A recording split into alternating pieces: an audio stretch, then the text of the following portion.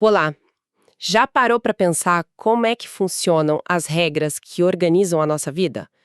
Como elas são criadas, quando começam a valer, como a gente interpreta tudo isso?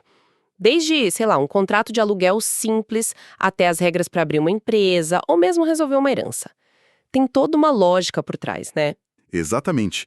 E bem no centro dessa estrutura toda, aqui no Brasil a gente tem o direito civil, que é o que cuida das relações entre as pessoas, sabe?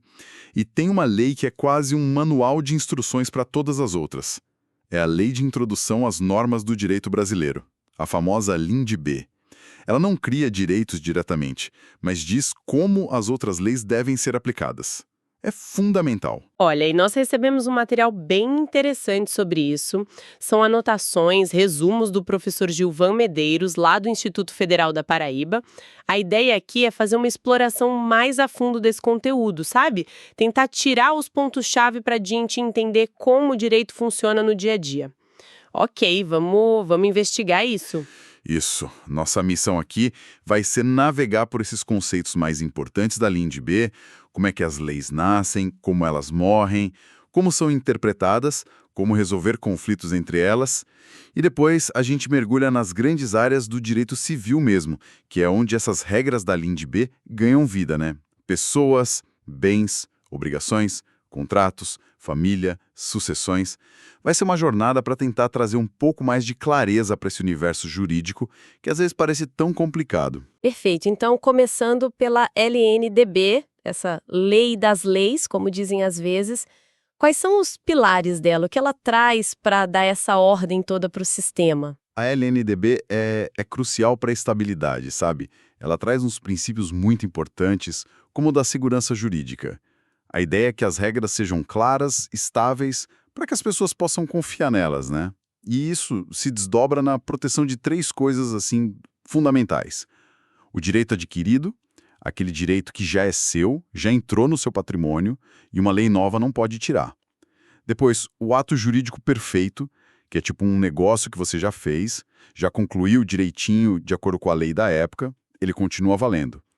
E por fim, a coisa julgada, que são as decisões da justiça que não cabem mais recurso, são definitivas. E entendi, direito adquirido, ato perfeito, coisa julgada. Isso. E além disso tudo, a LINDB reforça muito a necessidade da boa-fé, a honestidade, a lealdade em todas as relações. São garantias essenciais para a ordem social e jurídica. Entendi essa base. Agora, sobre o ciclo de vida de uma lei. Já ouvi falar que tem um prazo para as leis começarem a valer, algo tipo 45 dias. Como funciona essa tal de vacatio legis? É isso mesmo, vacatio legis. Significa vacância da lei. É o tempo entre a publicação oficial e o dia em que ela realmente começa a valer. A regra geral, se a própria lei não falar outra coisa, tipo um prazo diferente ou vigência imediata, é que ela começa a valer 45 dias depois de ser publicada no Diário Oficial da União, aqui no Brasil. 45 dias aqui. Isso. E para leis que precisam ser aplicadas lá fora, no exterior, o prazo é maior, são 3 meses.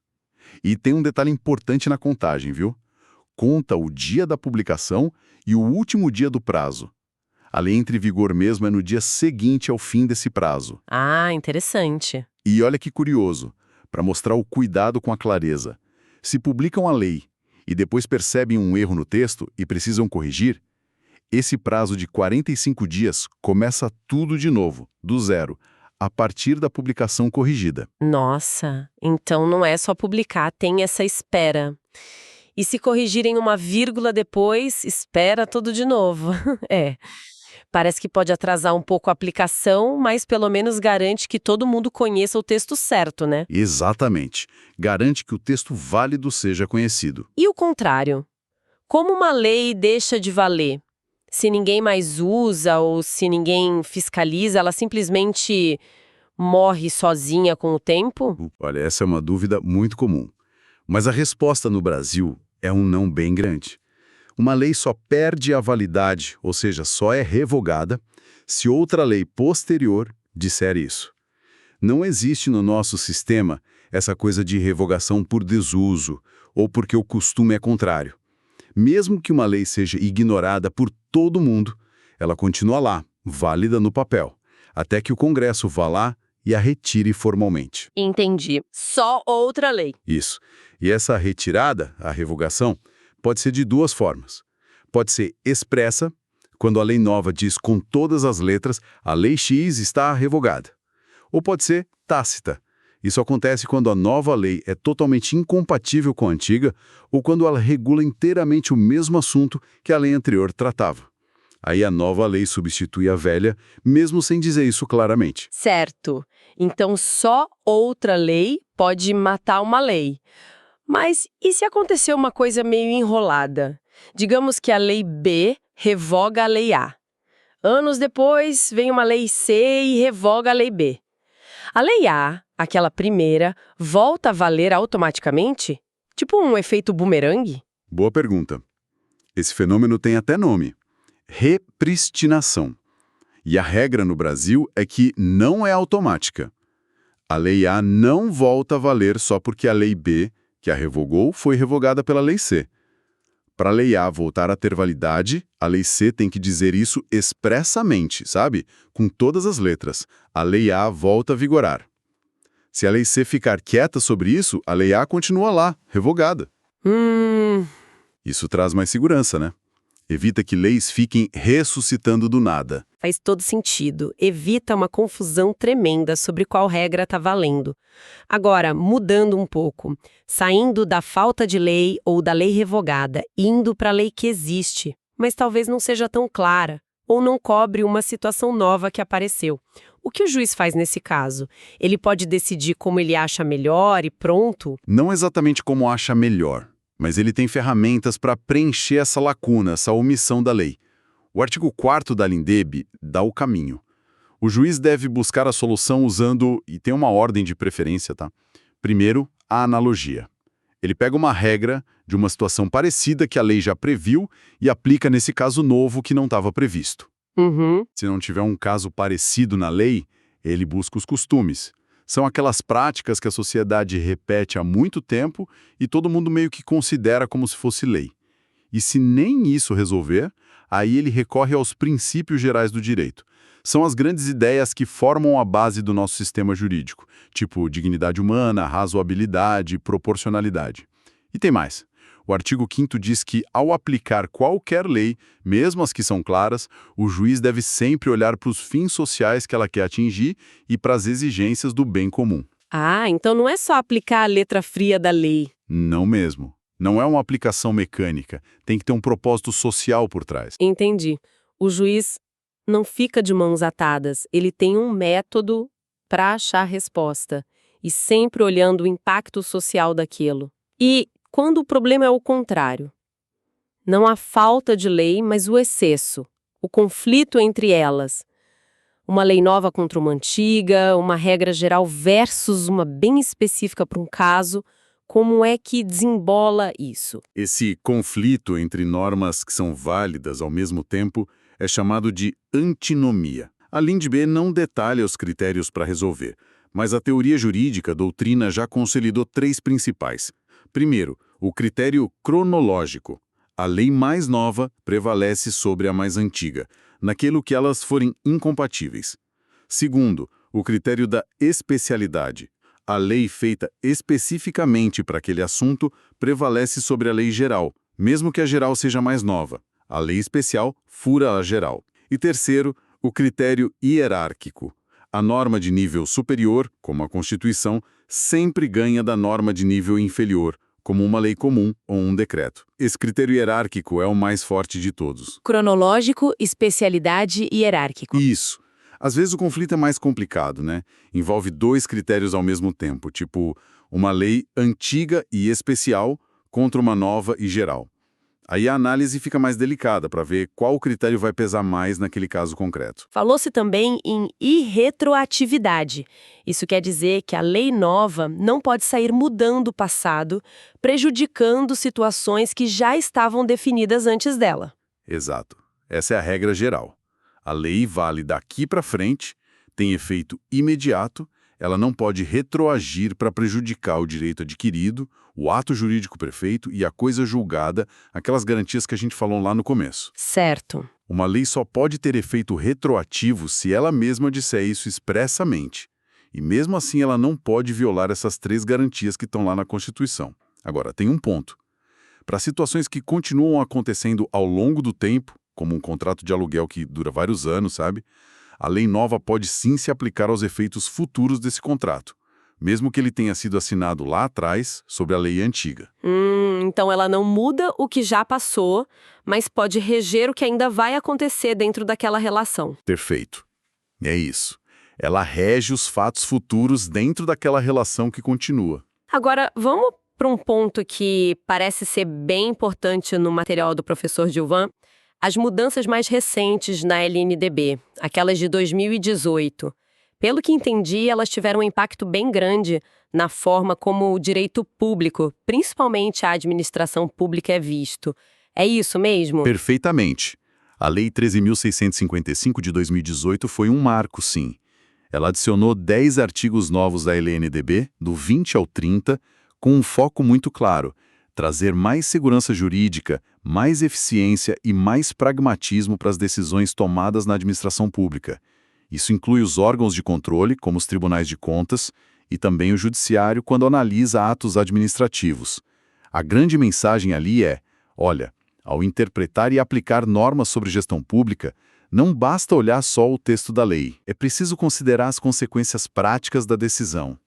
Tem que levar em conta os obstáculos reais que o gestor enfrenta no dia a dia, as dificuldades, os recursos que ele tem e qual vai ser o impacto daquela decisão nas políticas públicas. É uma chamada à realidade, digamos assim. Aqui é onde fica realmente interessante. Essa mudança mexeu na responsabilidade do servidor, do gestor público. Ele fica mais protegido se tomar uma decisão que depois se mostra, sei lá, errada. Mexeu e de forma importante.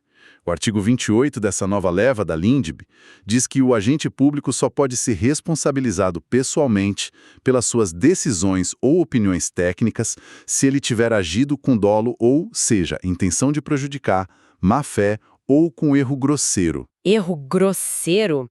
O que seria isso? Boa pergunta. Um decreto que veio depois para regulamentar, o 9.830 de 2019, ajudou a definir. É um erro óbvio, sabe? Muito fora do padrão. Aquele tipo de erro que uma pessoa com um mínimo de cuidado e atenção naquelas circunstâncias não cometeria.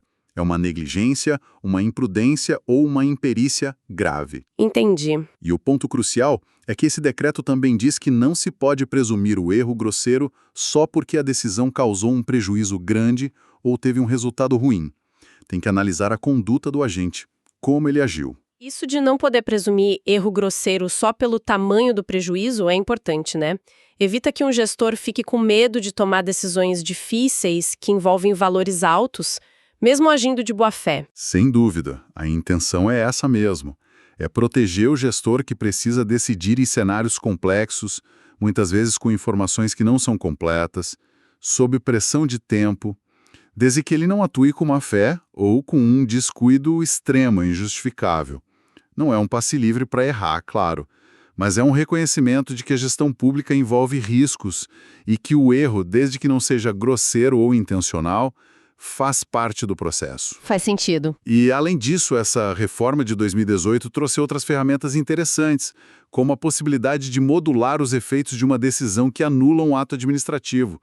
Ou seja, o juiz ou o órgão de controle pode dizer a partir de quando a anulação vale, para não causar o caos ou prejudicar demais a segurança jurídica. E também previu a chance de a administração fazer acordos, chamados de compromissos, para resolver pendências ou incertezas, buscando soluções mais rápidas e eficientes do que um processo que se arrasta por anos. Muito claro. Essa parte da Lindbef focada na gestão pública realmente traz uma perspectiva mais moderna, mais pé no chão. Agora, saindo um pouco desse manual de instruções das leis e entrando no conteúdo principal que elas regulam no dia a dia das pessoas, o direito civil é um mundo à parte, né? É um mundo vastíssimo que acompanha a gente do nascimento até depois da morte. Começa com as pessoas naturais, nós, os indivíduos. O Código Civil define quando começa a nossa personalidade jurídica, é com o nascimento com vida, quando a gente atinge a capacidade plena para exercer todos os atos da vida civil, aos 18 anos, E também como protegemos os incapazes, né? Os menores ou pessoas que por alguma razão não podem exprimir sua vontade. E trata também de situações limite, como a morte presumida. Sabe quando alguém desaparece numa situação de grande perigo, tipo um naufrágio, e depois das buscas não é encontrado, pode-se declarar a morte mesmo sem ter o corpo. Nossa! E tem a comoriência, um detalhe que parece pequeno, mas é crucial para heranças. Se duas pessoas que seriam herdeiras uma da outra morrem na mesma tragédia, um acidente, por exemplo, e não dá para saber quem morreu primeiro, a lei presume que morreram ao mesmo tempo, e aí uma não herda da outra. Que loucura! Um detalhe que muda tudo na herança. Muda tudo. E a Lindbe entra aqui de novo, viu? Dizendo que regras sobre nome, capacidade civil e direito de família seguem a lei do país onde a pessoa mora, onde ela tem domicílio. E além de nós, pessoas de carne e osso, existem as pessoas jurídicas, empresas, associações, fundações. Como o direito civil lida com elas? As pessoas jurídicas são entidades que a gente cria para realizar certos objetivos, e a lei dá a elas uma personalidade própria, separada das pessoas que as formam. Elas podem ser de direito público a União, os estados, os municípios e as autarquias como o INSS, por exemplo. Ou podem ser de direito privado, associações de moradores, clubes, as sociedades empresariais, as empresas mesmo, fundações, igrejas, partidos políticos. Certo. E tem uma ferramenta muito importante aqui e que às vezes gera polêmica: a desconsideração da personalidade jurídica. Ah, já ouvi falar disso. É tipo levantar o véu da empresa? Exatamente. Em casos excepcionais de abuso, tipo usar a empresa para fraudar credores, desviar bens ou misturar totalmente o patrimônio da empresa com o dos sócios de forma confusa, o juiz pode ignorar temporariamente essa separação. E aí ele faz com que os bens pessoais dos sócios ou administradores respondam pelas dívidas da pessoa jurídica. Não é para ser usado à torto e à direito, claro, mas para coibir a má-fé e o abuso. Entendi. É uma forma de evitar que essa separação entre empresa e sócio seja usada para dar golpe, né? Falando em patrimônio, a gente chega nos bens. O que é essencial saber sobre eles no direito civil? O Código Civil organiza os bens em várias categorias, porque as regras que se aplicam a eles mudam bastante. A distinção mais clássica é entre bens imóveis e bens móveis. Imóveis e móveis, ok. Imóveis são o solo e tudo que se gruda nele permanentemente. Casas, prédios, árvores plantadas para ficarem lá. Bens móveis são tudo que pode ser transportado sem estragar. Um carro, um livro, dinheiro, ações de uma empresa. Essa diferença é super importante. Para transferir a propriedade de um imóvel, por exemplo, você precisa registrar no cartório. Já um bem móvel, geralmente a propriedade se transfere com a simples entrega da coisa, a chamada tradição. Ah, faz diferença na prática mesmo. Muita. Outra classificação útil é entre bens fungíveis e infungíveis. Fungíveis são aqueles que podem ser substituídos por outros iguais, da mesma espécie, qualidade e quantidade. Dinheiro, por exemplo, ou sacas de café do mesmo tipo. Infungíveis são os únicos, insubstituíveis, como uma obra de arte específica, um quadro famoso. Entendi. Um é trocável, o outro não. Isso. E temos também os bens consumíveis, que se destroem no primeiro uso, como comida, e os inconsumíveis, que permitem um uso mais duradouro, como uma casa, um carro. Saber essas classificações ajuda a entender as regras de vários contratos, como de empréstimo, por exemplo. E como o direito civil trata dos nossos acordos, as nossas declarações de vontade que criam direitos e deveres. Tipo um contrato de compra e venda, uma doação. Isso entra numa área bem ampla que a gente chama de teoria do negócio jurídico. Para um negócio jurídico, como um contrato ser válido, ele precisa de 3 requisitos básicos. Primeiro, agente capaz. Quem faz o negócio tem que poder fazer, tem que ter capacidade para isso. Segundo, objeto lícito, possível e determinado. O que se está negociando tem que ser permitido por lei, tem que ser possível de acontecer e tem que ser identificável. Agente objeto. E o terceiro? E terceiro, forma prescrita ou não defesa em lei. Alguns negócios exigem uma forma especial, tipo escritura pública para vender imóvel de valor mais alto. Outros têm forma livre, podem ser feitos até verbalmente, mas atenção, Mesmo com tudo isso em ordem, o negócio pode ser anulado se a vontade de uma das partes não foi livre e consciente, ou seja, se houve um vício de consentimento. Vício de consentimento, tipo ser enganado? Exato. Os principais vícios são o erro, quando a pessoa se engana sozinha sobre algo essencial do negócio, o dolo, quando uma parte engana a outra de propósito para fechar o negócio, a coação, que é uma ameaça que força a pessoa a fazer o negócio.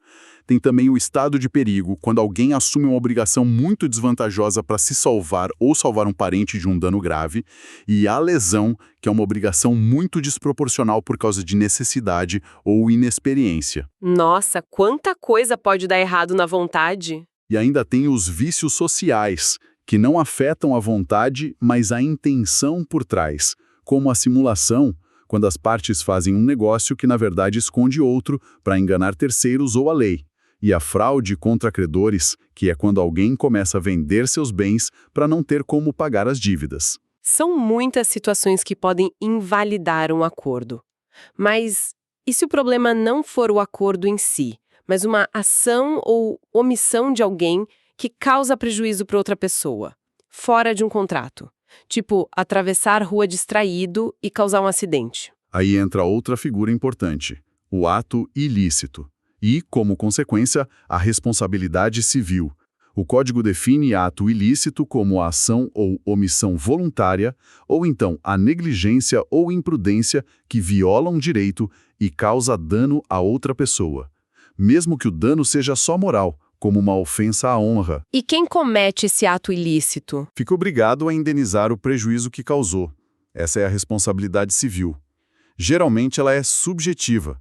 Isso quer dizer que, para ter direito à indenização, a vítima precisa provar 4 coisas: a conduta errada, a ação ou omissão, o dano que ela sofreu, o nexo causal, provar que foi aquela conduta que causou o dano, e, por fim, a culpa ou o dolo de quem causou o dano. Ou seja, a intenção ou o descuido. Precisa provar culpa? Na maioria dos casos, sim. Mas em algumas situações específicas que a lei define como acidentes de consumo, danos ao meio ambiente ou danos causados por atividades de risco, tipo o transporte de cargas perigosas, a responsabilidade é objetiva. Objetiva? Como assim? Aí basta provar a conduta, o dano e o nexo causal entre eles. A obrigação de indenizar existe mesmo que não se consiga provar a culpa de quem causou o dano. A lei meio que presume a responsabilidade para proteger a vítima nessas situações mais delicadas. E já que a gente falou em exigir direitos, em prazos, vale diferenciar rapidinho 2 coisas que às vezes confundem: prescrição e decadência. Ah, sim. Prescrição e decadência, sempre confundo. É comum. Ambos envolvem a perda de algo pelo tempo, mas são diferentes. Prescrição é a perda do direito de cobrar judicialmente uma dívida a uma indenização, porque você demorou demais para agir. O direito em si pode até existir ainda, mas você não pode mais usar a justiça para forçar o pagamento. Perdeu a ação, como se diz. Perdeu o direito de cobrar na justiça. Isso. Já a decadência é mais forte. É a perda do próprio direito. Por exemplo, um direito de anular um contrato por algum vício porque você não exerceu esse direito no prazo que a lei ou o próprio contrato estabeleceu. Perdeu o prazo, já era. Perdeu o direito em si. Entendido. Prescrição afeta a cobrança judicial, a ação, decadência afeta o direito mesmo. Ok. Voltando para as obrigações que nascem dos contratos, dos atos ilícitos, etc. Elas se resumem basicamente em dar alguma coisa, fazer alguma coisa ou não fazer alguma coisa, certo? E se a pessoa simplesmente não cumpre o combinado? O descumprimento gera o que a gente chama de inadimplemento. Se for por culpa do devedor, ele pode entrar em mora, que é o atraso no cumprimento, ou pode causar o inadimplemento absoluto, que é quando a obrigação não pode mais ser cumprida ou não interessa mais para o credor. Nos 2 casos, se houver culpa, o devedor vai ter que indenizar as perdas e danos do credor. Isso inclui o que o credor efetivamente perdeu e o que ele razoavelmente deixou de ganhar por causa do descumprimento. Além disso, tem juros e correção monetária. E aquelas multas de contrato? Exato. É muito comum os contratos terem uma cláusula penal. É uma multa já combinada, prevista no próprio contrato, para o caso de atraso ou de descumprimento total. Isso facilita bastante a cobrança dessa indenização depois. E como as obrigações acabam? Só pagando? O pagamento é a forma principal, claro, mas existem outras formas. Por exemplo, a compensação. Se eu te devo 100 e você me deve 50, a gente compensa e eu só te pago 50. Tem a novação, que é quando a gente cria uma dívida nova para substituir e extinguir a antiga. Tem a remissão, que é quando o credor perdoa a dívida. Tem várias formas. Falando em contratos de novo, eles são a base de quase tudo na economia, né? Além daqueles vícios que podem anular um contrato, quais são os princípios que sustentam os contratos e que problemas comuns podem surgir neles? Olha, 3 princípios são chave nos contratos hoje em dia. Primeiro, a autonomia da vontade. As pessoas são livres para contratar o que quiserem, com quem quiserem e definir os termos do contrato, desde que, claro, não violem a lei e a ordem pública. Segundo, a boa-fé objetiva. Isso é super importante. As partes devem agir com honestidade, lealdade, transparência em todas as fases do contrato, desde as negociações, antes de assinar, durante a execução e até mesmo depois que ele acaba.